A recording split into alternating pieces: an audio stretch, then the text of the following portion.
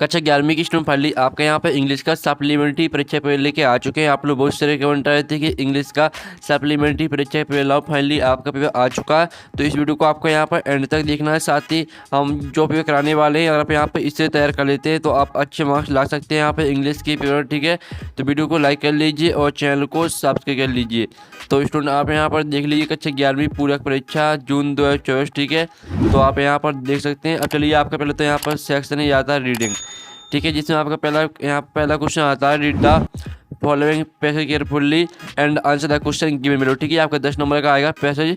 तो आप यहाँ पर थे श्याम प्रसाद। ठीक है, आप यहाँ पढ़ लीजिए, आपको पूरे ध्यान से रीड करना है। ठीक है, सबसे पहले यहाँ पर पैसेज को ध्यान से पढ़ना पड़ता है। तो आपको इस पैसेज को यहाँ पहले तो यहाँ पर ध्यान से पढ़ लेना है पूरा। आप यहाँ पर स्क्रीनशॉट ले सकते हैं। ठीक है, तो पूरा आपको ध्यान से रीड कर लेना है। ये आपका यहाँ पर दिया गया है पैसेज। ठीक है, तो ध्यान से रीड कर लीजिएगा। अब चलिए इसके क्वेश्चन आते हैं। तो क्वेश्चन आप यहाँ पर थे, how did Shyam Prasad help farmers. तो आपका पहले का रहेगा secret answer by making an app. फिर आपका यहाँ पर दूसरा आता, why did Shyam Prasad go to Coimbatore. ठीक है, बेटर। तो आपका यहाँ पर दूसरे का करेक्ट आंसर यहाँ पर सी हो जाएगा, टू मीट फार्मर्स। ठीक है, फिर आपका यहाँ पर तीसरा आता, how did Shyam Prasad come up with the idea of bag root. तो आपका तीसरे का करेक्ट आंसर सी रहेगा। ठीक है, बोथ ए एंड बी। फिर आपका यहाँ पर चौथा आता, व्हाट इज बैग रूट। तो चौथे का आपका करेक्ट आंसर यहाँ पर सी हो जाएगा, it is an app for farmers. फिर आपका यहाँ पर पाँचवा आता, what is the purpose behind bag root. तो आपका पाँचवें का करेक्ट आंसर ए हो जाएगा, टू हेल्प कस्टमर्स। फिर आपका छठवां आता, what do you understand about startups. तो आपका छठवें का करेक्ट आंसर ए हो जाएगा, आ कंपनी इन, ठीक है, इनिशियल स्टेज। फिर आपका यहाँ पर आता है सातवां, how does the bag root work. तो आपका यहाँ पर आठवीं का करेक्ट आंसर, सातवां है, सातवें का आपका डी करेक्ट आंसर रहेगा, ऑल ऑफ दीज। फिर आपका आठवां आता है, which of these has the same meaning of the word. ठीक है, आप यहाँ पर एंटरप्रेन्योर। ठीक है, इसका आपको यहाँ पर सेम मीनिंग लिखना है। तो आपका यहाँ पर आठवीं का करेक्ट आंसर सी हो जाएगा। ठीक है, आप बिजनेस पर्सन। फिर आपका यहाँ पर नौवां आता, right synonym for fresh. Fresh का आपको सिनोनिम लिखना है। तो आपका नौवीं का करेक्ट आंसर डी रहेगा, न्यू। फिर आपका यहाँ पर 10वां आता, द पैसेज इज अबाउट। तो इसका करेक्ट आंसर आपका बी हो जाएगा, श्याम प्रसाद। तो इस तरह से आपके हो जाते हैं यहाँ पर जो क्वेश्चन बनता है, जो कि आपका 10 नंबर का पैसेज था वो कंप्लीट हमने करा दिया। आप क्वेश्चन 2 आता है, जिसमें आप यहाँ पर read the following passage carefully and answer the question given below. ठीक है, आपका 4 नंबर का आएगा पैसेज, सॉरी ये आपका 4 नंबर का है। तो आप यहाँ पर education is the essential thing for our life. ठीक है, इस तरह से दिया गया है, तो पूरा आपको रीड कर लेना है।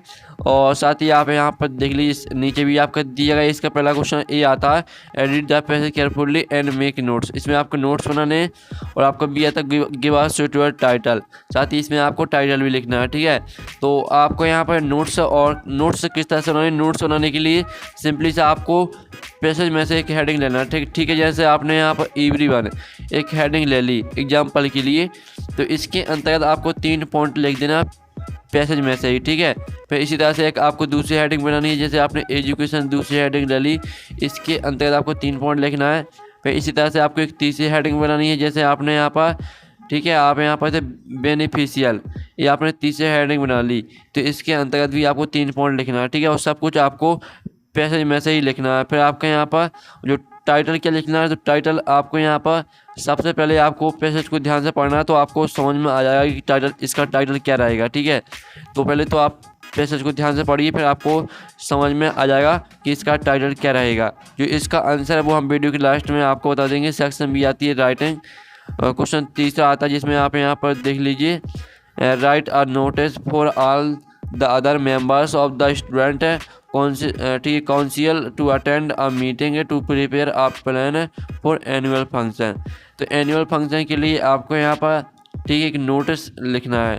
ठीक है, और फिर आप यहाँ पर इसका अथवा आता है, design a poster to be issued by the Delhi police cautioning people not to touch any unclaimed object. इसमें आपको यहाँ पर अनक्लाइम्ड ऑब्जेक्ट पर आपको पोस्टर बनाना है। ठीक है, फिर आपका क्वेश्चन चौथा आता है, you are Abhishek Saxena resident at 5040 colony Indore, write a letter to the editor of newspaper he complain against the nonsense caused by loudspeaker in your locality. ठीक है, इसमें आपको क्या करना है, इसमें आपको लाउड स्पीकर पर आपको लेटर लिखना है कलेक्टर को।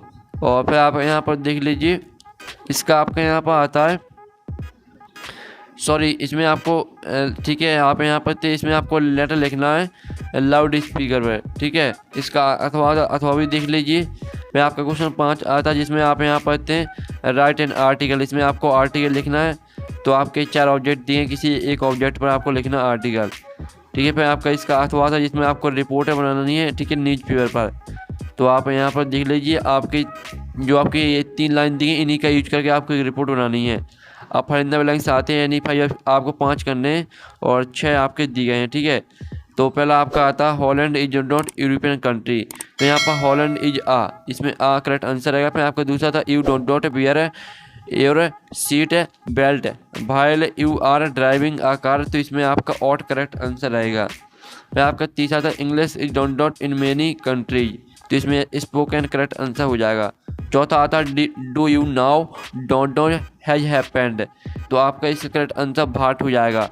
मैं आपका 5वां था the post office is don't the street from the grocery store.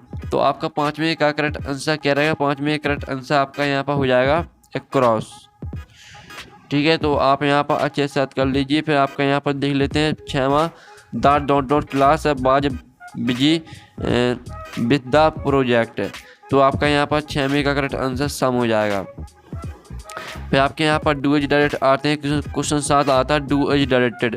इसमें आपको 5 करने हैं। ठीक है, पहला आता है he teaches English change into negative. तो पहले तो आपको नकारात्मक वाक्य में चेंज करना है पहले वाला।